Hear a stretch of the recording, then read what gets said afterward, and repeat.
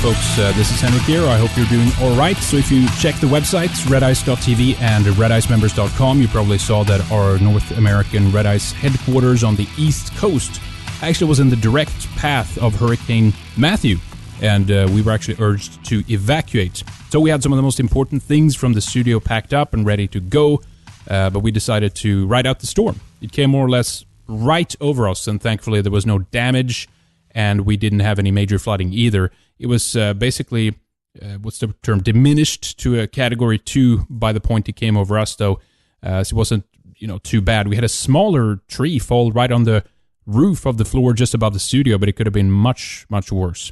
Now the only thing, though, is that we are in a zone that is experiencing power outage, so we won't be able to resume regular operations until this is taken care of. There are millions of people, we hear, along the southeast coast that are out of power. So today we have an hour show for you with suspended Twitter legend Ricky Vaughn, a show that is guest hosted by our very own Reinhard Wolf. Thanks to both of you guys for helping us to continue and produce some shows here in this unique circumstance, in this unique situation.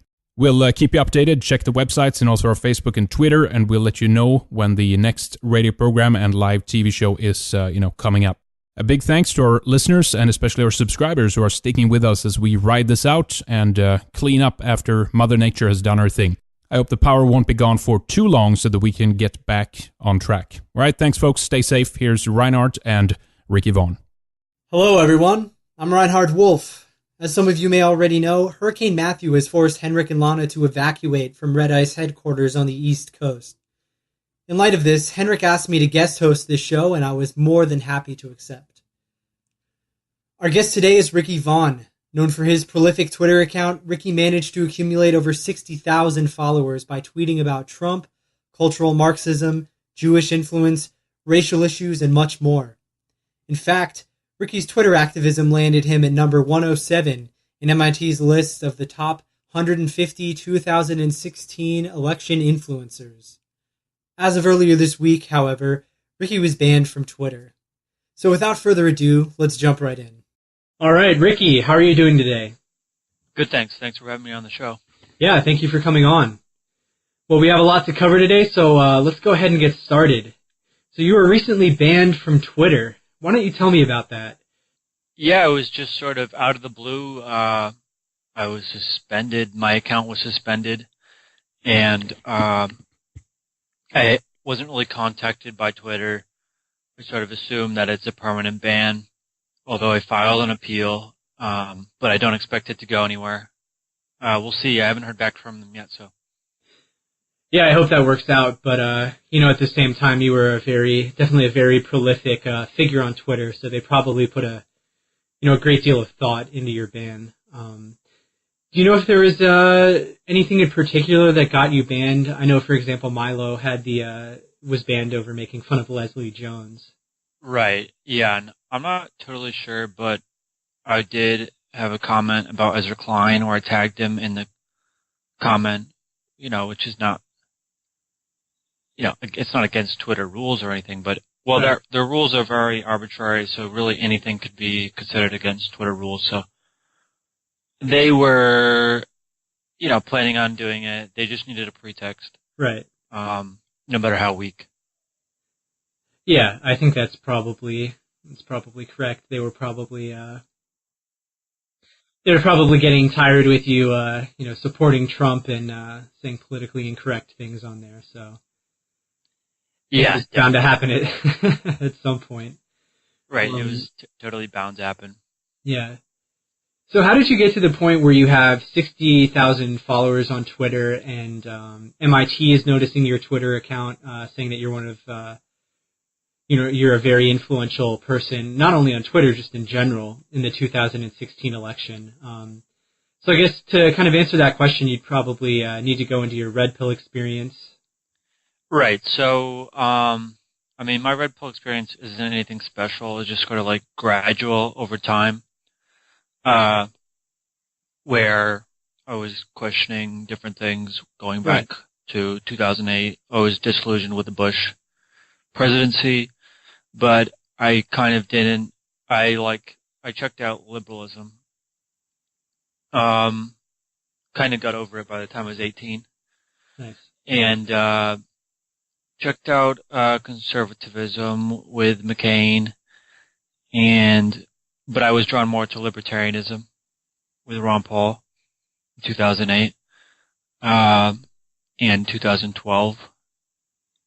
But then I got sort of disillusioned with libertarianism and the whole sort of the ideological rigidity of it, the impracticality of it, the way it doesn't seem to align with human nature. And it's sort of become a utopian, cultish political movement at this point.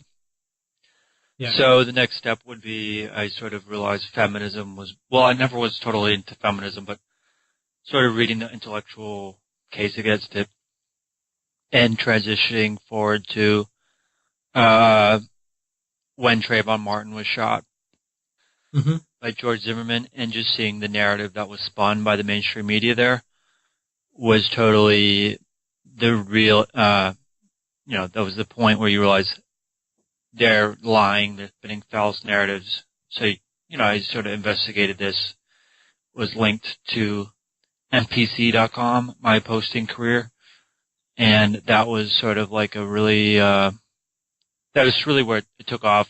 It's a great forum. They have all kinds of threads on every subject under the sun, coming at it from a really hard right-wing or conservative angle.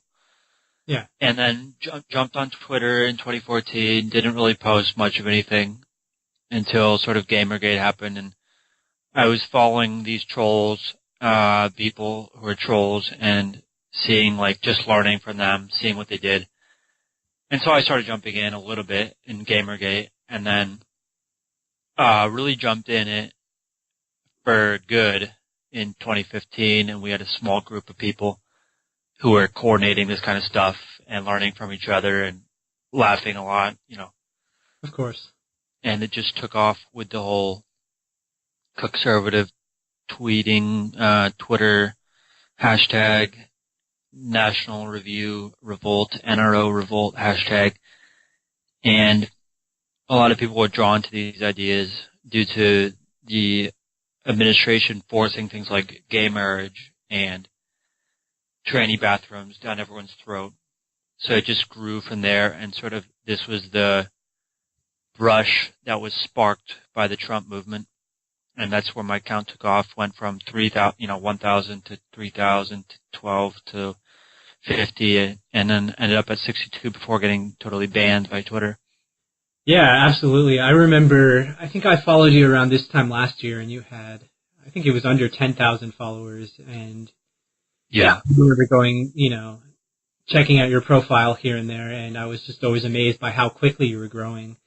And I think a lot of that, you certainly had really good tweets. They were definitely hilarious, very informative, definitely pointing out a lot of, double standards and liberal bias and whatnot. But I think you occupied a really interesting kind of meta-political position. You are somewhat between the alt-right and kind of mainstream Trump supporters. And I'm willing to bet that or a significant amount of that 60,000 was in fact fairly mainstream Trump supporters. But nevertheless, you talked about some serious stuff. You talked about Jewish influence. You talked about, I saw you talking about race and crime, race and IQ on occasion, and so I think that's why I really appreciated your account so much. I think you probably red-pilled a lot of these people that were following you.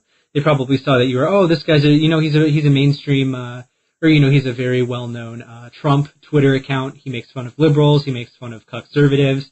Then they follow you, and then they, next thing they know, they're looking into, they're seeing you tweet about Jewish influence, and they're maybe looking up Dr. Kevin McDonald. So I know it's kind of hard to tell from your perspective, but I think if we really knew the effect that you had on red pilling people, I think we'd see that it was very, very substantial.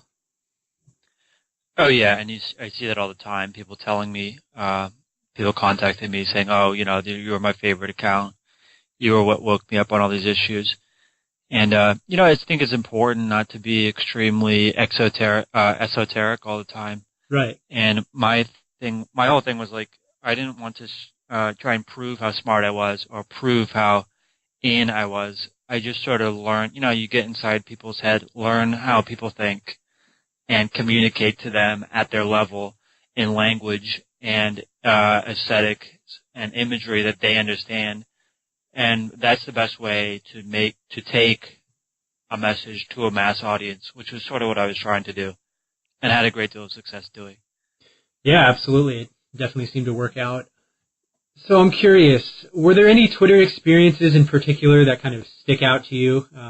I think my favorite experience on Twitter, at least one of them, was watching Cher's meltdown over, the Nazi cartoon frogs. Do you have any that kind of come to mind? Oh yeah, that was great. Well, this is kind of an obscure one, but it sticks out in my mind I don't know if you've ever been on NPC, but they have this guy called That One Guy. And That One Guy is like a great poster, and he's always coming from things at a very conspiratorial angle, but he makes it work. He doesn't just sound like a raving guy. And he trolled Seth Rogen with this chart or something. He's trolled Seth Rogen about Jewish influence in media or something and the ownership, and he posted this image, and I think it was this chart of all of the owners of various media and the high-ranking executives and what their ethnic background was. And Seth Rogen replied to it or retweeted it or something, and it ended up with 400,000 impressions, which is a lot. Like even my biggest tweets would only like 200,000. So I just thought it was hilarious that 400,000 were exposed to this image of showing, how many of the owners and top executives of all of the, there's only 6 of them now, major media corporations, were Jewish or married to a Jew, and it was pretty hilarious. Yeah, that's pretty good. It's, Seth Rogen's retweeting it obviously to kind of draw attention to, how crazy these people in the alt-right are. Like, everyone needs to see this, but I'm sure more than one person, actually evaluated the graph and, that everything contained therein was in fact true. So those things have a way of backfiring sometimes. Oh yeah, absolutely. And a lot of it is drip, like the drip effect. People won't believe something the first time, but if, they might look at it and say, this is crazy, but the second, third, or 10th time, they might take a look at it or recent events might start making them curious about things. And then they take a look at it and they're convinced. So just getting these messages out before a mass audience is extremely useful. Yeah, it certainly is. So you're on Facebook now, correct? Are you planning to have that kind of be are you planning to set up shop there, so to speak? I'm kind of setting up shop there for now. Some people are trying to help me gain followers, which is great. But I really want to launch a website, so that's going to be in the works. Nice. Yeah. Getting banned from Twitter was almost like a blessing. I could move more into long form because Twitter is so addicting and it's all short form and it's like really quick blasts of information, but I can move more into like medium or long form. Yeah. With a website, and hopefully that'll be something that's good. Yeah, definitely. You've already built a brand and a name for yourself, so I think the hard work is done at this point. Yeah, absolutely. So yeah, I wanted to talk about this. The day after you were banned, Google and Disney pulled out of Twitter, and their stock dropped by 17%. I think that's probably more of a coincidence than anything, but I'm sure that probably makes you feel. That was probably nice to wake up to the next day, wasn't it? Oh yeah, it was totally hilarious, and although I think it's 100% just a coincidence, right? It just goes to show the you could say God or you could say the universe is looking out for us right now, or Keck. Yeah, I was about to say many might say Keck is looking after us, but yeah. Anyways, yeah. So speaking of Twitter, I don't know too much about the company's financial situation, but I've been told that they're not very successful. I remember Chuck Johnson, in fact, saying that Twitter has never been, particularly profitable. Where do you see do you know if that's true, and where do you see the future of Twitter going? Right. Well, it's true. It's pretty true. I don't know if they make money or lose money, but I can tell you that they don't make a whole lot of money. And they've just been sort of a beneficiary of the tech bubble, whereas all this Federal Reserve money and credit, cheap credit, sort of has flooded into the internet and these new media spheres. So their stock has crashed, a lot. I don't know the exact details of how much it's crashed, but they're not really making money. They're not really growing their user base because it's not like Facebook where everyone's on it. There's only like 2 or 3% of the people in the country are on Twitter. Mm-hmm. And then they have trouble monetizing it with ads. So Twitter, I don't know, maybe they should have stayed a private company. They're having problems. It would be nice to have a Twitter service, that was sort of neutral on these free speech issues. It would be nice if it was almost like a public utility. But I'm not, too hopeful about that. Like we had the phone system became a public utility. Right. But because I don't know if it's really going to ever make money for these people who are running it. What they maybe should do is monetize for the power users. So make the companies pay for their account, make influential people who are obviously seeing value from having a Twitter account, whether you're a major media company or something, and make them pay for it. And then, so you get the people who are willing to pay for it. Yeah, that's definitely an interesting possibility. I know that, I don't care about Jack and the Twitter team and Twitter itself too much, but kind of from a selfish perspective, I hope that Twitter is able to stay around for a while just because of how useful it is to the alt-right. People talk about how we do have it would be nice for there to be kind of an alt-right version of Twitter or an alt-right version of Facebook where we wouldn't have to face censorship and we wouldn't have to get shut down and whatnot. But the common rebuttal to that is that the benefits of the main benefit of these big social media platforms is the fact that they allow us to interact with normies and to red pill people. And obviously we wouldn't be able to enjoy that benefit on a platform of our own. And in fact, I think that from my experience with alt-right forums and whatnot, when it's kind of a contained space and everyone's alt-right, that leads to a lot of counterproductive purity spiraling and and factionalism within the movement. So maybe it's a good thing that that we don't have our own media platforms yet, or social media rather. Right. Yeah, I think it's important to have both. We do have a new platform called Gab. Yeah. Which is growing, and they're building out new features. I don't know if when they're going to, right now you have to be logged in to see the content. So I assume that eventually they're going to go public with it. So it's important to have these platforms that are purely dedicated to free speech and that can compete with Twitter. But yeah, we still need to be on the major platforms saying what we can get away with saying without getting banned in order to get the message out and argue with people who disagree with us and troll people who are, terrible people. And yeah, I'll also obviously convert people to the cause, which has been huge which was what I was doing a lot of, was converting people who were Tea Party conservatives or what have you. Mm-hmm.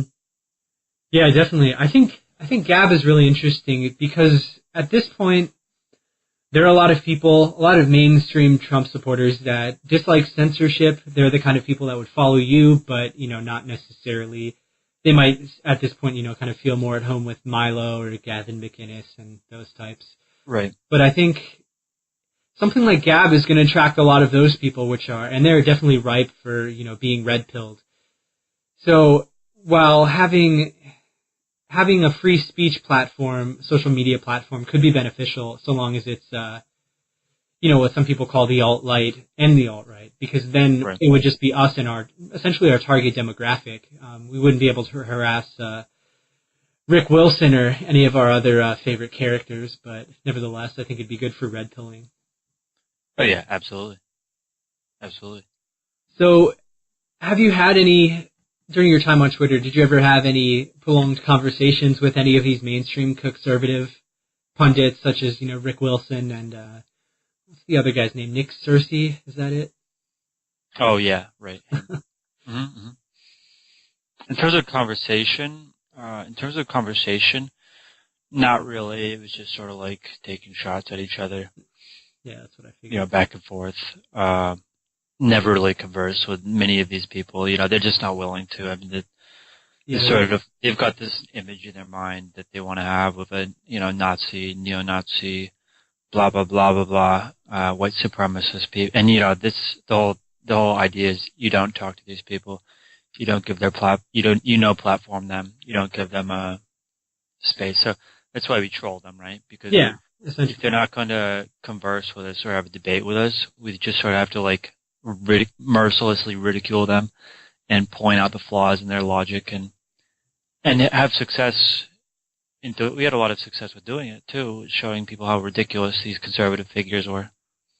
Yeah, and you can tell that it gets to them. Like for Rick Wilson, for example, I think his location on Twitter, on his profile, I know it was this for a while, maybe it changed, but it said, inside Trump's head.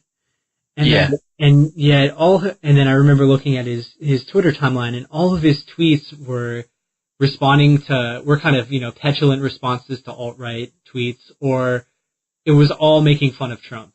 And I'm sure Trump knows who Rick Wilson is, but I mean, the irony there, the complete opposite is true. Like we and, Trump, of course, because the alt-right is certainly related to the Trump phenomenon. We have been given free space inside their heads rather. We've been able to get under their skin, and that's, I think there's something unique to Twitter that allows you to do that. Just the fact that it's so easy to interact with, with just about anyone on Twitter. Like, sure, they can mute you and block you, but they have to do that afterwards. The same isn't the case on Facebook. Oh yeah, absolutely. And yeah, these people really do get rattled, and it's funny because a lot of them, you can tell, one of the big reasons for not supporting Trump is they're convinced that there is this, these hordes of terrible racist people holding up pitchforks coming for them. Right. And it's all because, people have made fun of them on Twitter repeatedly. And then you have other people doing more extreme, like photoshopping stuff, like the Stormer Army, which is pretty, I don't get into any of the illegal stuff, like death threats or whatever. Right. But, so they're doing the extreme stuff, and it's like, you have to have a thick skin on Twitter. You have to be able to ignore or block these people, and some of them seem to be incapable of doing it. And they start panicking and complaining to Twitter and complaining to Twitter headquarters that, there was a mean picture of them on Twitter. So it's a pretty funny thing. Yeah, definitely. I think the whole alt-right phenomenon is probably very horrifying for a lot of people, both mainstream conservatives, conservatives, and mainstream liberals, or just in general, honestly. I think that, just over the course of the Obama campaign, they were kind of convinced that the battle against racism, which they see as being some kind of cosmic struggle with some, the universal good is on their side. And they thought that they won, and they thought that this was something, and especially you see this a lot in millennials because they've been raised in this. They've been molded by it even. That's all that they know. They thought they see racism as just being something relegated to, I don't know, people in trailer parks and all that. But seeing the resurgence of it and seeing the fact that it's, Twitter tolerates quite a fair amount of it, to be frank. And you see the breakdowns, you see Twitter or share, on Twitter. That was a perfect example. Leslie Jones, another example. And, Right. yeah, I just think it's interesting that these people, they just weren't prepared for this to happen, essentially. No, they really weren't prepared, and a lot of them are sitting in their cosmopolitan bubbles, and they're interacting with, basically other cosmopolitan people, and they just don't get it. They really don't get that. They don't. You just can't have diversity, sort of within the amongst the common people. It just doesn't work that way. Like when you take all of the smartest people around the world and put them all at Harvard, then you can have some kind of Yeah. diversity. Even then you have self-segregation into groups, into frats and that sort of thing, African frat, Yeah. whatever frat. Even then you have this sort of but they're living in a bubble world where, they think that they're going to be able to create this cosmopolitan version of conservatism, but it's just not going to happen because there's just no record of, so many diverse peoples being able to cohabit in peace and tranquility. It just doesn't happen there's got to be one group has to be in power. There's no such thing. I don't think there's a such thing as a sharing power, like a power sharing situation. Oh, of course not. So you're going to have chaos, and you're going to have nationalist movements. You're going to have nationalist movements with tribal movements, political movements. Politics is going to be tribal. So if you look at their whole, you've heard of the autopsy from 2012, where the GOP decided we have to reach out to all these groups, and I agree they should reach out to these groups in the sense of, reaching out to working class people, saying, basically, we are the strong horse. We are we're going to have a strong America First nationalist policy and break off the chunks of the other groups. But to think that they're going to go out and convince these people to believe in free trade absolutism, lowering the corporate gain tax, and all, what else? All of their little pet issues, all the while completely ignoring issues like immigration, foreign policy, national issues, which are much more important for a national government to be looking at anyways. So they were really living in a fantasy land, and I'm not surprised that these very stupid and people who have become very effete and isolated and weak were so taken aback and wiped out by the Trump campaign. Yeah, it's definitely been a very, very rewarding experience. Prior to Trump coming along, I was somewhat red-pilled. It didn't kind of completely come together until about last October, but I knew at that point that I hated mainstream conservatism, the mainstream right, and liberalism. So, and I'm certainly not alone. I mean, obviously that's why Trump is so popular. He's coming along, talking about things that, everyone has been thinking, everyone has been, maybe some people have been talking about, but, frankly, a lot of people are afraid to talk about these ideas, just because they're so taboo. But, he truly does represent the silent majority, so to speak. Oh yeah, absolutely. And he's speaking in working class language, speaking to working class people, and using the sort of unabashed patriotism that we haven't seen. Romney definitely wasn't able to tap into that. We haven't seen a candidate run on this sort of platform since George Bush.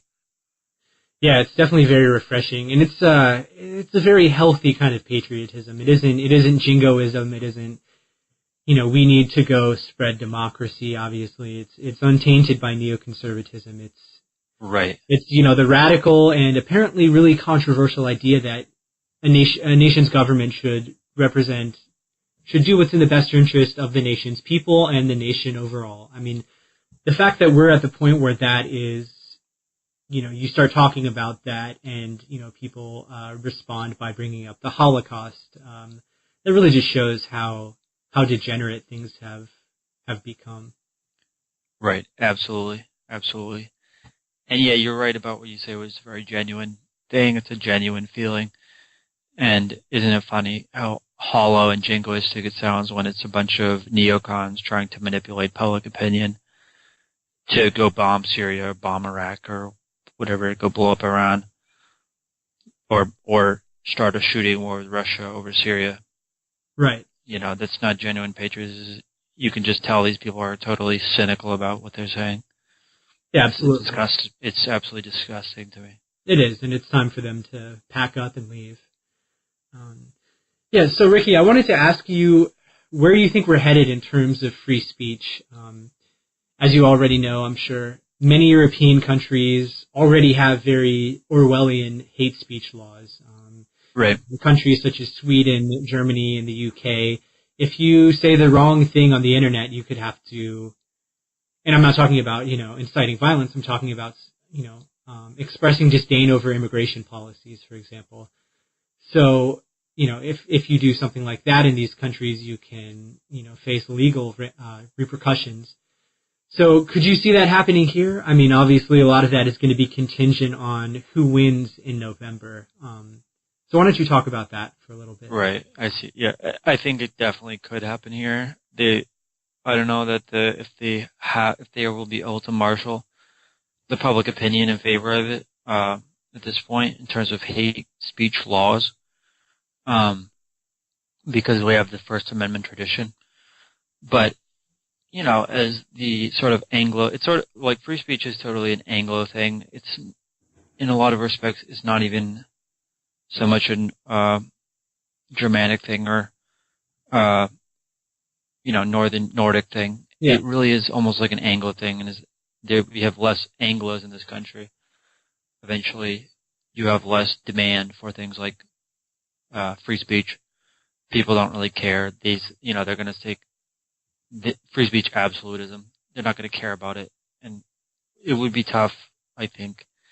But you never know. Like if you have Hillary Clinton working with Congress, with a lot of conservatives in it, maybe they could get those votes to pass some legislation. And I can actually imagine it would actually probably be a priority for them.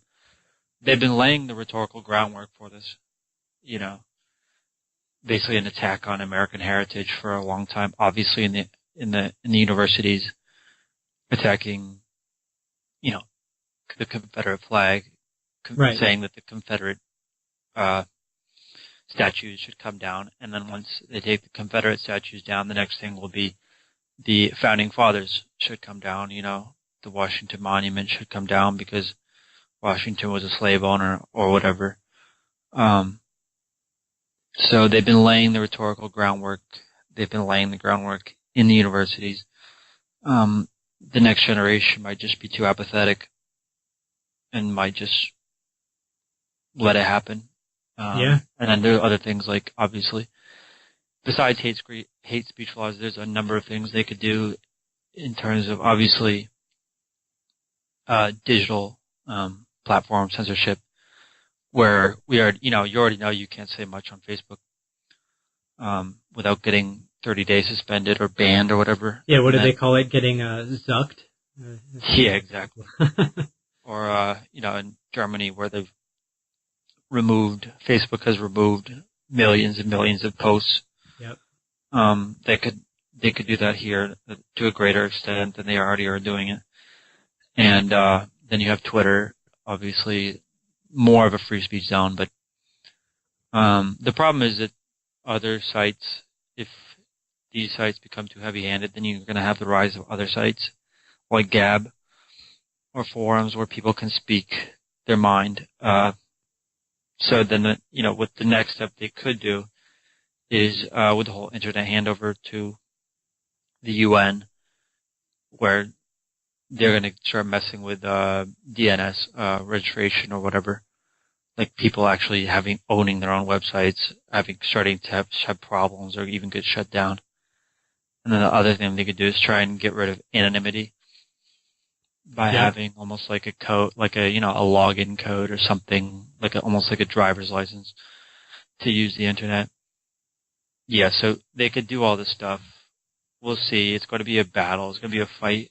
You think right now that the tide is turning towards sort of away from globalism and towards nationalist movements, but it's hard to say for sure. They can have the globalists obviously maybe technology is going to help them fulfill their aims, and it's hard to say what's going to happen, but politically, really hard to say what's going to happen.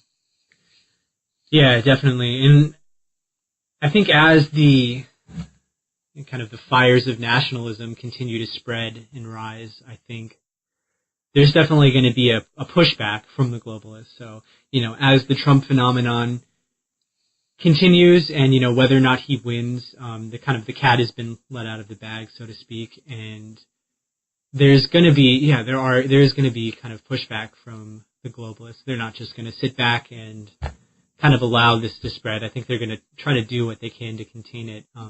For right now, I think Hillary Clinton wants the alt-right to spread and grow and kind of rise to the surface. I think that's why she brought up the alt-right. I doubt she really understands it, but given by her bringing up Alex Jones of all people, a guy who spent decades ranting about the Jesuit Nazi white supremacist whatever is definitely not the Jews, right? But anyways, so she doesn't really understand it, but she sees that it's something racist, right? Quote unquote racist, and something that can be tied to Trump. So I think for the time being, they're gonna, well, not to imply that Hillary has control over everything, but I think a lot of the left wants the alt-right to continue. The more intelligent leftists, I would say, understand that if the alt-right grows, they can keep attempting to tie it to Trump. I don't think it's been successful thus far. He's had a really masterful response. He was just like, I have no idea what you're talking about. Just kind of makes her look like kind of kooky, calling out this obscure internet movement and based around a cartoon frog. Right, absolutely. But they are it's true from the perspective of Hillary Clinton's campaign, but they are taking it very seriously, I think, and they're trying to marginalize it. How successful are they going to actually be? Can they marginalize it in the eye of the public?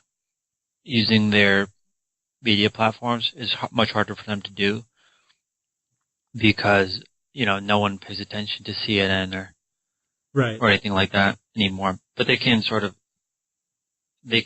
mold public opinion on Facebook. But even that's kind of difficult to do because it's a decentralized platform. So, for example, they've been able to basically ruin Trump's reputation on Facebook, but they haven't been able to boost Hillary Clinton's reputation on Facebook. She's still deeply hated by millennials. So, they can sort of use it to ruin someone's reputation. They can't really build up their own reputation.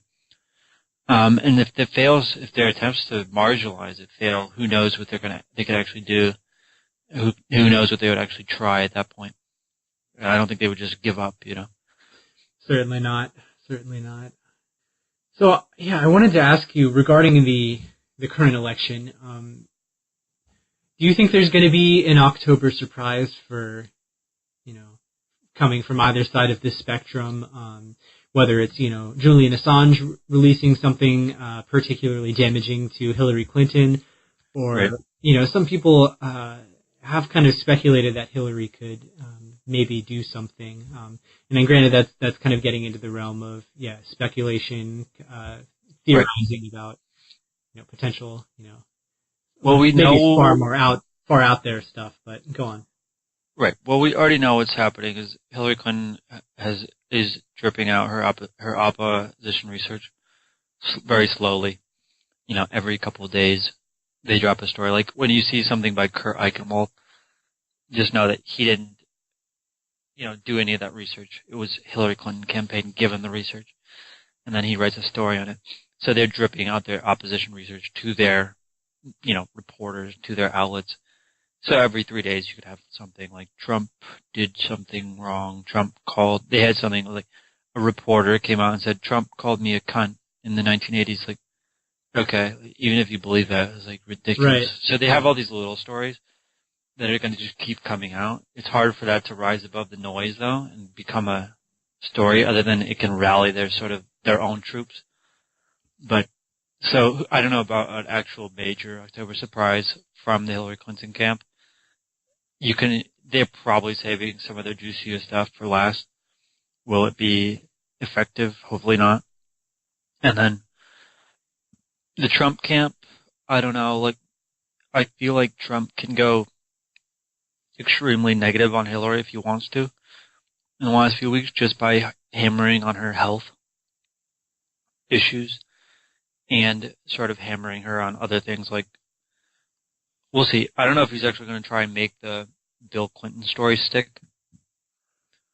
The whole Hillary Clinton enabling and sort of going after the women that Bill Clinton either had as mistresses or actually raped. And then obviously, so I don't know about that. And then there's the wild card, Julian Assange claiming that he's going to be releasing weekly information on Hillary Clinton until the election. So we have 4 weeks, so he could do 3 or 4 releases. And who knows if he's got anything that's going to actually be big. So I wouldn't count on it. I think the debates are going to be the 2 biggest things. We'll see if there's an actual October surprise. Yeah, I think it's kind of disappointing, but I think that the people that are already convinced that Hillary Clinton should be leading the country, I think they're so beyond saving. They're voting for purely emotional reasons or purely ideological reasons, which is, I mean, that part's understandable. Right. But I mean, I think the kind of disappointing or even depressing aspect to this is if Julian Assange released something particularly damning of Hillary Clinton, I don't think that would have any effect. I really don't. I think Hillary Clinton supporters would continue supporting her. I mean, it's right. Kind of hard to imagine something that could be released that would cause her to lose a substantial amount of support. Yeah, absolutely. And it would have to be really big, and it would have to be simple enough to sort of capture the public's imagination. Yeah. And I don't know if that's going to happen or not. Yeah. A friend of mine we were talking about, what the best case release could be, or leak could be, the other night when Julian Assange was, everyone thought he was going to, release something particularly, damning to Hillary Clinton. But, I think if something came out saying that Hillary had used the N-word or said something very racist at some point, I think that could do it. I mean, corruption, all of that, everyone's just going to write it off as, conservative propaganda and so forth. But right. If Hillary Clinton, it was revealed she sinned against, the cult of, equality and multiculturalism and multiracialism, I think that could be something that would stick to it. Because at the end of the day, she is white, right? The woman can't get you so far. Exactly. But, exactly. The question is, can she turn out these people that don't like her? Yeah. Whether it's minorities or millennials. Yeah, definitely. Going back to the free speech thing, one thing that we have to keep in mind is the changing demographics, obviously. Even if in Hillary's let's hope that Hillary doesn't get elected, but say she does, and say she tries passing some hate speech legislation, starts restricting free speech. I think she would have to do it, in order to be successful, she would probably have to do it slowly, in increments. But we have to consider the ongoing demographic transformation in America. There have been a number of Pew Research polls that have shown that millennials and frankly non-whites, Hispanics in particular, don't value free speech. Then they don't particularly value the First Amendment. And I think there are a lot of reasons to that. I think, like you said, you were talking about the Anglo aspect to all of this, but right. People coming from countries that don't have a history of free speech, they don't particularly care about it, understand it, or value it. And I think part of all of that too, and this is part of why millennials and especially liberals don't care about free speech, is because they have the high ground at this point. They know that free speech only, if you're in power, you don't really benefit from free speech. It's because free speech allows you to be criticized, right? It allows your ideas Absolutely. to be subject to intense criticism. And the left back during the 60s, they rallied around free speech as if it's, this great liberal, Marxist, leftist value. And, now that they're in, we see what happens on college campuses. We see what happens in the media. They used free speech to get into power, and then they essentially turned around and are working to undo and remove that legal protection. Oh yeah, absolutely. And you can see they're definitely doing that, especially groups like the ADL and stuff. Right. The ADL just sent lawyers, or maybe one lawyer, or maybe multiple lawyers, to Silicon Valley, full time, to start badgering the social media companies. And the ACLU was at the forefront of free speech for a while, and you don't hear a lot about the ACLU lately, do you? It's all about the ADL and the very true. What's the other one? SPLC, right? Right. You don't hear about the ACLU too often. I remember they actually insisted upon free speech. They insisted upon a Nazi march in like small town Illinois, which is almost like kind of silly. But this was the kind of thing they were advocating for back decades ago. Right. Yeah, go on. Yeah, so you don't hear about them too much. You hear about, basically mostly Jews whining about free speech on Twitter and this and that. Right. Hate speech is rising, and they start calling it terrorism. They start calling like flyers being posted terrorism and stuff like that. It's just ridiculous. And you do sort of see a sort of party breakdown where some of the more red states are still saying like, okay, we don't agree, but it's free speech. Whereas some of the more blue states and the blue state campuses are freaking out, like University of Michigan. Yeah. Freaking out over, stuff on campus that is supposedly making the diversity uncomfortable. Yeah, definitely. Regarding free speech, one thing I wanted to touch on was, the fact that on the overreaction that I've been seeing on college campuses for quite some time, regarding things that are, heretical within, the current year, the cult of equality.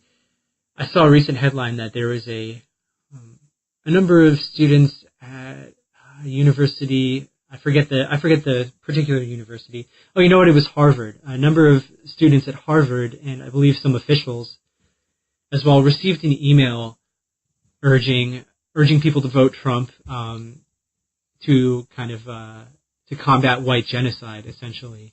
Mm-hmm. And people were horrified. And to me, that at Harvard, yeah. Yeah, to me, that's. I mean, I understand people being non-white and not caring about white genocide, right? I think that's probably somewhat normal.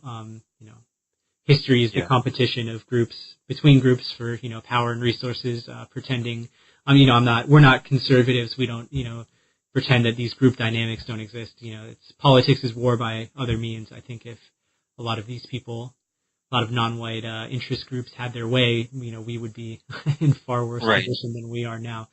But what I wanted to draw attention to was the fact that, this triggered a police investigation. I mean, whether or not anything will come of that is different, but, yeah. I mean, it's really insane. And something a few weeks ago, I think it was either UC Davis or UC Santa Cruz. There's an individual who was photographed leaving packages around a campus, and within the email referred to them as bias motivated materials. I've been seeing them use that phrase more recently, like bias motivated stuff, which is bias motivated crime and silly. And once you read the posting and you see what he was actually putting, and it was essentially CDs that had information on alt-right issues. It wasn't inciting violence. It wasn't calling for genocide or anything extreme. It was just pretty much spreading bad information. Well, not bad information. politically correct information. And interestingly, in that particular instance, the guy was wearing the pictures are pretty funny. The guy's wearing a Red Ice shirt, kind of an unbuttoned button-up shirt, and then he's wearing like these flame sunglasses. Yeah, it's pretty cool. That guy's a hero as far as I'm concerned. But yeah, it really is amazing what they're doing, and it actually gives us a huge opening, right? Yeah, because there's a huge opening there, I think, on college campuses. I think we need, like, now that I'm banned from Twitter, we can move to other things like, thinking of ideas to propagate these, thinking of ways to propagate these ideas. And I see a huge opportunity for appealing to these sort of disillusioned people on college campuses. And we could do it in almost like a politically neutral way, like, people don't want to be openly hating on other people or right. being accused of racism, but you can put it into terms like, all these groups have, their advocacy groups. We need we need to stick together. You don't even just say you don't need to go form something like a white association for the advancement of white people or anything corny like that. I think you just have to raise group consciousness to begin with by saying things like, hear all this crap about you're racist, you're sexist, you're homophobic, you're patriarchal, you're privileged. White people need to sort of stick together and basically, come together as groups. Stop thinking of yourself so much as a rootless individual. And if we can just put this sort of message out to these college campuses, and then maybe, start getting kids more interested in socializing with people that are like them, like it always is, like it always used to be. Yeah. Until white people became very, willing to do this experiment, this diversity experiment. And, you can almost put in those terms. It's been a 50-year experiment. It's totally failed, or it's on its way to failing, unless you want to just be a scapegoat the rest of your life as a white male, right? Yeah. So you can say it's failed, unless you want to be sort of a scapegoat and, self-flagellating, masochistic cuckold the rest of your life. So yeah. I think there's a huge opening for something like this to raise group consciousness. It's going to happen whether we do anything or not. It's just going to happen organically. Absolutely. Yeah, I'm a member of Identity Europa, and recently we started a project we called Project Siege, in which we hit college campuses across the country with flyers. We did a big social media campaign showing where we've been, showing pictures of the flyers on campus. And we've actually we've started engaging with students on campus, and granted we're profiling white guys who don't look like betas. We're not going up to talk to white guys with blue hair and Hillary shirts, but we've had the reception and the interactions that we've had, that I've had personally, have been people have been very receptive. They're very positive. You start talking about, kind of the anti-white bias. You start talking about, all of this stuff that's happening, Black Lives Matter, and they get it. They really do. In fact, I had one student with whom I was speaking, and, I kind of started off talking about Trump's wall and, asking him how he felt about the fact that Mexico can have a wall to keep out, maybe some more indigenous people from, Guatemala and elsewhere. And, the fact that we've paid for it, we've helped fund them, but, building a wall between us and Mexico is, essentially another Holocaust, depending on who you talk to. And, so we started talking about that, and then I introduced myself. I gave him an Identity Europa flyer, told him who I was with. And then I started going back into, and like, how do you feel about, and then he stopped me. He was like, dude, I get it. Like, trust me, I think about this stuff all the time. And, we've had people apply saying, thank you for letting me know I'm not alone in this liberal hell. Right. So, exactly. Yeah, if you think about it, it's hard to tell how many people have been red pilled, but at least tens of thousands, in America, through 4chan, through Red Ice, through, all of these other websites. But you've got to keep in mind that a lot of a lot of people don't spend that much time on the internet, or if they do, they're Right. they're on Facebook or something for an hour a day, and I mean, honestly, that's not a bad thing. It's better than playing video games for 10 hours a day and browsing Reddit. But we have to start spreading our message, like you said, out in person. As Nathan likes to say, when you occupy space, you occupy minds. So thus far, we've been occupying a lot of space, digital space, online, Twitter, Facebook, comment sections, elsewhere. So now it's time for us to really take this to, out into meat space, so to speak. And Yeah, absolutely. we've just kind of started doing that with Identity Europa, but it's been very successful so far. Right. That's great to hear. Yeah, it's great to hear, and I agree. And a lot of it is dropping the esoteric, all the esoteric stuff, and Right. being able to communicate is so important to everyone, on a universal level. A lot of that was what I was doing on my Twitter account. I would obviously have tweets that were more like, in-group tweets, but a lot of it, what I was doing is messaging and news that anyone could relate to. And, so that's one of the difficult things, moving from internet to real life for some people, as in any internet movement, you've got people who are, poorly socialized. Right. Or whatever. So yeah, it is sort of like, but yeah, if you keep pushing these things, and recruiting more people who are, and sort of, I think you want to have sources that are like hardcore on the ideology or whatever, but when you're out, doing more like mass political movements, you could sort of tone down the ideology or drop it altogether. Yeah. And just stick to sort of things that people can relate to. Yeah, absolutely. I think it's probably best to maybe talk about the anti-white sentiments in the media, in academia, stuff like the double standards, stuff like that, rather than jumping into talking about how Hitler was the 10th incarnation of Vishnu or something. That Right. Yeah. You can save that stuff for later. Yeah, exactly. Well, Ricky, I've enjoyed speaking with you. I think we definitely covered some really interesting stuff today. So you're on Facebook, correct? That's right, Facebook. Mm-hmm. Facebook, and people can find you just by searching for Ricky Vaughn, I'm assuming. Yeah, it's like under the name facebook.com/deplorable Vaughn. Okay. Yeah. And on my page. And you said that you're going to be creating a website at some point. Do you have any idea when that's my website dropping within like 2 weeks? Within 2 weeks. Okay, cool. Yeah, I would say. Mm-hmm. So everyone should definitely be on the lookout for that. And are you on Gab right now? Are you considering? I'm on Gab right now. Okay. I'm on Gab right now. Yeah. It's growing, which is nice.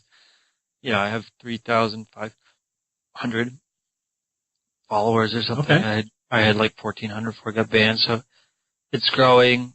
They're accepting new users every day, and they're rolling out new features. So hopefully it becomes just as good as Twitter. Eventually, it's going to be a while till it gets there, I'm sure. And you never know what happens. You could get, if it becomes an attractive forum for young people, it could supplant some of these other social media. It could supplant Twitter. I'm not, say it will or anything, but it could start competing with some of these other social networks over time if things go right. Yeah, I think it definitely has the potential for that. Well, Ricky, it was nice speaking with you. Everyone should make sure to follow Ricky on Facebook, Twitter, not Twitter anymore, Gab, and then be on the lookout for his website. Thanks a lot for having me.